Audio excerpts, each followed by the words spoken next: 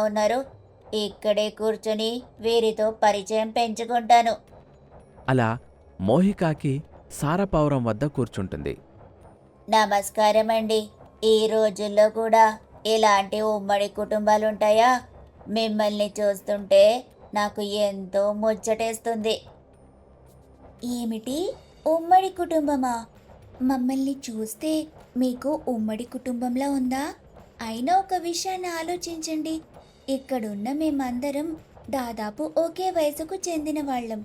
ఉమ్మడి కుటుంబంలో ఒకే వయసుకి చెందిన వాళ్ళు ఇంతమంది ఎలా ఉండగలరు? ఓ అత్త మామ, తోటికోడళ్ళు, అల్లుళ్ళు, ఇలా వేరు వేరు వయసులకు చెందిన వారు ఉంటారు కదా. అవును, అది కూడా నిజమే.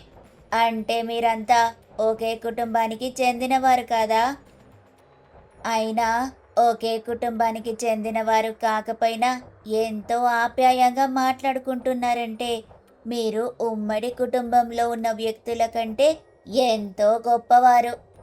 అలా మోహికాకి మెల్లమెల్లగా ఆ